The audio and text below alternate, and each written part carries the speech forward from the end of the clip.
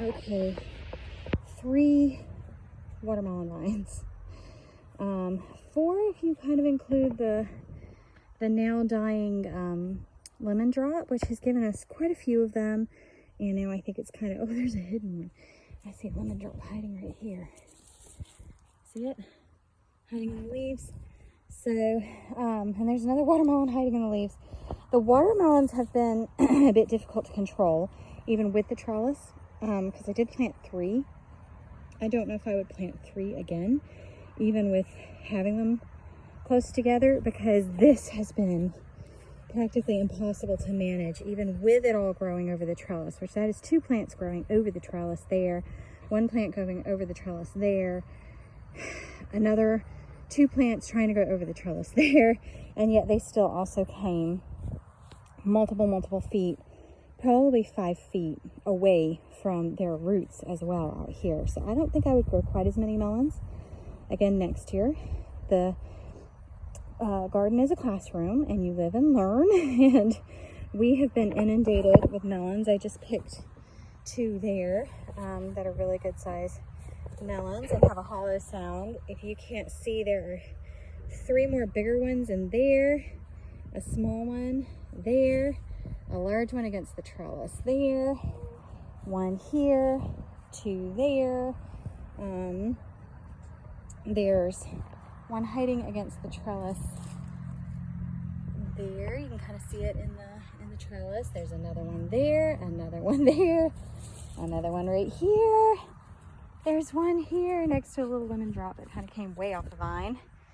There's 1 in there next to a lemon drop. They came all the way out here. So I mean, this is like a really long way out for them to be coming. And then there's another one under the trellis. There's actually a couple under the trellis. There's some growing off the vines at the back of the fence. There's 1 growing on top of the trellis. These orangelos are extremely prolific watermelons, and oh my gosh, they just keep giving, and there's only so much watermelon you can eat, you know. So I don't think I would grow those again. Along with that, the sweet potatoes, they kind of took over here. So all the normal potatoes that I planted, I'm not even sure where they're at anymore. The vines say 18 inches to 3 feet apart, and I planted them about 18 inches apart. And the end of my garden is like somewhere in here, and they grew out off the end of the garden with the vines. And just, I mean, the flowers are pretty. Don't touch each other. But they just took over. I will not be harvesting sweet potatoes until, oh man, probably late September. The leaves will have to die first, and then you have to cure sweet potatoes. So it's going to be a little while. And they're kind of crowding out my squash plant over here, which I need to get in here and save from certain death. Judah, you hit her 1 more time and you're going to have to sit in your room with no switch the rest of the day. The Switch is a video game system, not a switch, not a beat you switch. Although I'm tempted. Don't touch her again. He's gotten into hitting her. Anyway, that is another squash. That's the Illinois one, and it is getting overtaken by the sweet potatoes, and because of that also the grass, and I have to get in here soon and like dig that out before I lose it. And then there's the candy roaster squash over here, and it was nearly overtaken by the vines, and Jason was able to come in here and weed eat, and we had to, I mean, honestly, we had to cut off some of the vines. You see another watermelon hidden there. They just kind of, they took over and they got overwhelming, you know. There's another one up there. They got overwhelming. The vines are overwhelming. The amount of melons back here are overwhelming. I would not plant 3 again. I would plant 1 and just hope for the best from that 1, or plant melons that grow smaller melons. I'm coming underneath the thing here so I can get this vine up and over. A bug flew off on me. Oh look, this might be the only tiny one that I get off of this plant. This is the This is the individual size melon. Look at it, it's so cute. So this one was supposed to be the crimson sweet vine, and it just got overtaken by the others, but it looks like it might give me a cute little tiny melon right there. And then I have to get my cucumbers off for the China Jades. They're about at the end of their life cycle as well. There's a ton on the ground back here. My okra is super huge and tall. It's loving the August weather. It really took off there. I'm surprised, honestly, by how huge the bottoms are, like how huge these plants are. I didn't think they got that big. There's a really pretty hibiscus flower in it because okra and hibiscus are from the same family. My beans are finally starting to sprout now that the okra is big and kind of out of their way. So this was all a learning experience. You can see the beans kind of now sprouting up the vine that's growing here. Not quite ready to harvest yet, just about. They're about bulging. So this has been an excellent learning experience here because I planted so much new stuff. The corn did okay. It rotted really fast and went away. I got some corn off of it, but the size, I would not plant the little miniature size again because it just didn't do very well. There's where I had the corn. And you can still see some of the stalks left in the lasagna garden, and Jason cleaned that up too. So this is just kind of a little, I guess, where we're at the end of the season, and this is kind of a little reflection video on how I felt that the season went and what got out of control, what I liked. I liked the trellises a lot. The trellises have made seeing things and getting to them a lot easier. Let me cut these cukes off that have gotten really big, and they're also laying on the ground, and I don't want that. The trellises made things a lot easier to see, to grow. I would absolutely recommend using trellises to anybody who's thinking about trying gardening. If you want to get trellises, you need to go ahead and get them. They are only increasing in price. It seems by the day. I was able to get them for $36 at the beginning of the season. They have gone up to $41 since I got them. And when you're buying several trellises, I mean, $5 difference ends up being $20 difference when you're checking out, you know? So it's a big deal. I need to go check this massive watermelon. Let's see. I don't know. It doesn't have a yellow belly. It's not real deep either. Some of these look different. And I'm wondering if I actually have a couple of different varieties in here because some of these look really different. Like that is small and it looks really different from that one. And I know for a fact that the three things I put back here were Orange Glow, Lemon Drop, and the Crimson Sweet. And yet I have these.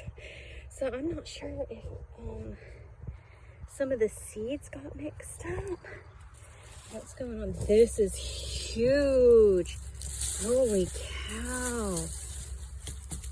Oh, I think that's beyond picking. That might not even be good anymore. Let's go ahead and clip it off. It's going to be hard to get out of here. It's almost shaped like a gourd.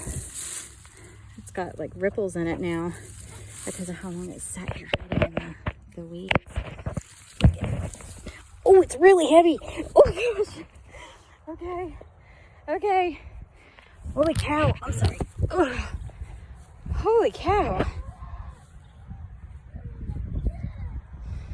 Alright, I better go help Lizzie because she's yelling about being dirty. But anyway, reflection video. The okra is now taller than me. So, hi. You can see how huge the okra's gotten. I do have it in a 12-inch raised bed, but it would still be at least as tall as me if it was not in a raised bed. I'm really pleased with how well it did this year. This one here is my single, like normal emerald okra. And then I had 3 Star of Davids. There's the bottom of one, and there's 1 Star of David. 2nd Star of David is kind of slouched, and I actually did not plant Oh wait, maybe I did plant 4 Star of Davids. I thought I planted 2 emeralds and one of them just didn't make it. Okay, I planted 4 Star of Davids. So these look like they're together. Oh, I'll go ahead and cut that. Hang on, let me get this. The Star of Davids actually got huge. If you don't check them like every day, they can get really, really huge. But I'm telling you, even really big, these are a sweet, very mild okra. I love them. They're not as pungent as regular okra, and there's a little yellow jacket or some kind of stingy bug on that flower. I am not going to risk getting a Star of David okra with that stinging bug. But I would absolutely grow Star of David again over the emerald. While I like the bitter taste of some okra, I actually really preferred the cookability. The Star of David was just not as slimy. It had only a little bit of it, and it was a lot sweeter tasting than the emerald. Star of David okra is native to Israel. Listen to me. Star of David is native to Israel, and I could see why. You know, it's a beautiful land filled with milk and honey, because even their okra is better than what we grow out here. But we do have a similar climate to Israel out here, so there's absolutely no reason why we can't. Look at that. This little lemon drop is hiding in here. Now these are supposed to be personal sized melons, but this is still not big enough yet to pick. There's another one hiding in there. I did have beans. They're supposed to be at the front, but the vines just are not growing up and over the trellis like I wanted them to for these other things. So the beans kind of got crowded out again. My other row of them got crowded out by okra. This time they're getting crowded out by melons. Melons everywhere. I have started ripping up the tomatoes. It's time. I've started ripping up some of them, not all of them, but the tomatoes are at the end of their season.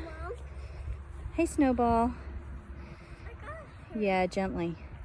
The tomatoes are at the end of their season.